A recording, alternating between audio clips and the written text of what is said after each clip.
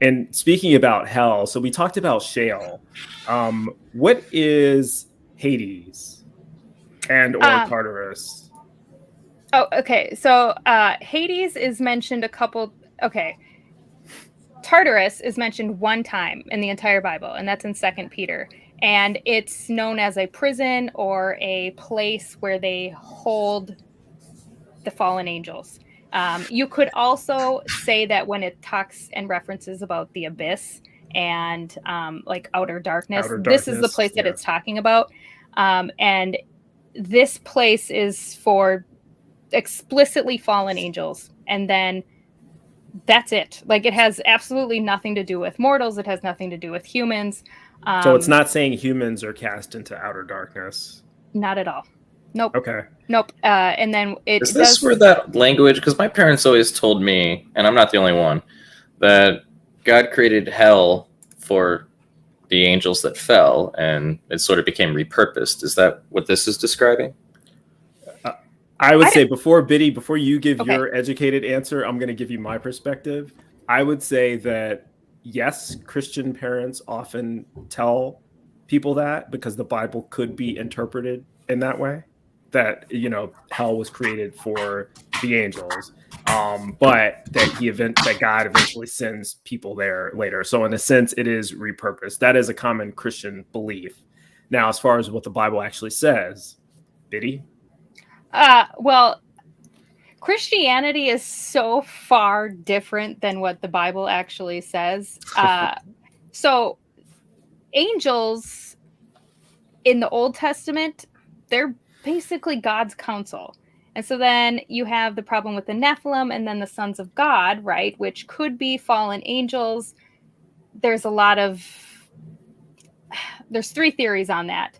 But in Christianity, to say that it doesn't make sense. I agree with you, Wes, Bryce, but it's I don't like, it just makes God incompetent. Yeah, basically, like, yeah, it does. How do you say that out of your mouth and think this is a genius I'm working with right here? I am worshiping one smart man. It's just, or God, like. Yeah, and especially when you can't even make sense of it yourself. But I tell you, one way that you can how you can reconcile it is by saying, you know what? None of this makes any sense to me. This reads like nonsense, but God is all-knowing and I'm not all-knowing. So he must know what he's doing. So it makes sense to him and I have faith in God. And that's how a lot of Christians get around this. You don't really have to make sense of it. It's nonsense. It seems nonsensical because it is. You know, but if you have blind faith, if you were indoctrinated with that, then it doesn't matter that it's nonsense. You're still going to accept it because you've been indoctrinated to believe and trust in the Lord with all your heart, lean not to thine own understanding. You know? Right. So if you teach children that first and you teach them that the fear of the Lord is the beginning of knowledge, and you teach them all of these things to kind of make them not think.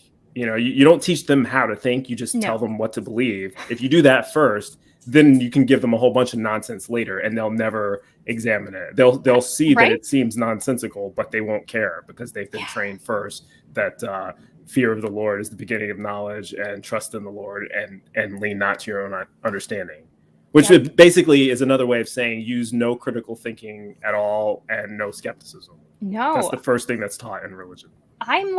I'm just now developing critical thinking. I didn't have it. Like, it didn't have it. Well, congratulations, Biddy, on being one of us. One of us. No, just at whatever age you are. I don't know how old you look pretty young, but there are people who are very much older who are deconverting and learning about critical thinking and reasoning and all of that. And I'm happy for them too. As long as at whatever age you are, whatever point in your life this happens, I'm happy. You know, it's the people who don't have these skills, have no interest in acquiring them and don't use them. Those are the people that are the threat. Yeah. You know, that's such a dangerous place to be because you'll fall for anything. And I think that's what we're seeing with the alignment of now Christianity and politics and crazy land. So we talked about Sheol. We talked about We didn't talk about Hades, though. I think, as far as my understanding, is that was just the Greek conception of an afterlife, and they kind of turned that, because the Greeks had their own religion before they adopted Christianity, and it included Hades, right? Yeah. Hades was the god of the underworld, I believe. Yeah, that word I think is synonymous with lake of fire, but that's also Gina or Gehenna. Gehenna, yeah, that's a different. That was what I was going to ask you about next, because Gehenna is a real place. Yeah. on Earth. It was a refuse for trash. Yeah, that's exactly right.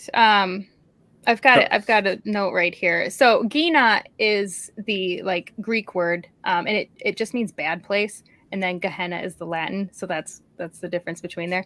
But it says this is the place where the Canaanites were said to have been sacrificing their children to their god Molech. By the time of Jesus, the valley had become a garbage dump where the dead bodies of criminals were also being disposed. To ensure the fires burning the garbage and corpses would not be extinguished, sulfur was sometimes added, probably for sanitary purposes. But Jesus, he equates Gina with a lot of his stories for emphasis. But the lake of fire exists to then throw Tartarus and death and hell into it. So you can't have hell and then hell. Well, that's why I said there's different there's many different. I opened by saying there are many different hells in the Bible. Yeah. Some of the hells are thrown into other hells.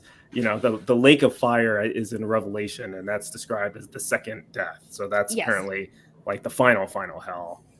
Yeah. As if that makes sense, but. Yeah, right? Like, there's so many things that I'm like, why did I accept this? Like, Revelation does say that those whose names are not found in the book of life were thrown into the lake of fire. Mm-hmm. What does that mean?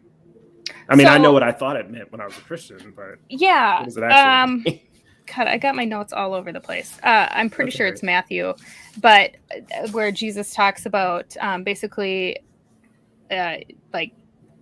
both fear him who can kill both body and soul. So the soul was never immortal. Yeah. And so being thrown into the lake of fire at the second death, this is why judgment hasn't happened yet. For all the Christians that think when you die and you are a bad person, you go immediately to hell, that would be unjust judgment, because it hasn't happened yet. That's what the great white throne judgment is for. And it's the same with you don't go to heaven, because no one has ascended to heaven except for Jesus. Everybody is literally in Sheol, the grave, they're dead. And so then they're going to get resurrected at the end. And so it says that at the great white throne of judgment, everybody will be judged. Those that were righteous will go to continue on living, and those that were wicked will be thrown into the lake of fire. Second death, meaning you cease to exist. It is annihilation once again. And there are Christian groups who are annihilationists, and there are Christian subgroups, we'll call them, or Christian cults that are annihilationists as well. I won't name them by name, but you probably know what I'm talking about. Yeah. But you have those denominations of Christianity, or those offshoots of Christianity that do interpret it that way.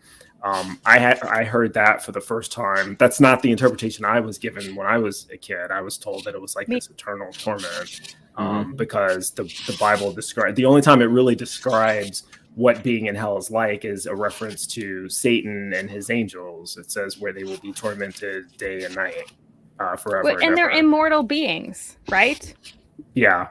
And so, and I do want to talk about, you mentioned the word justice earlier. I do want to talk about the concept of justice and how it can be consistent with the idea of hell, whether this applied to human beings or just Satan and his angels, because to me, that's still an injustice.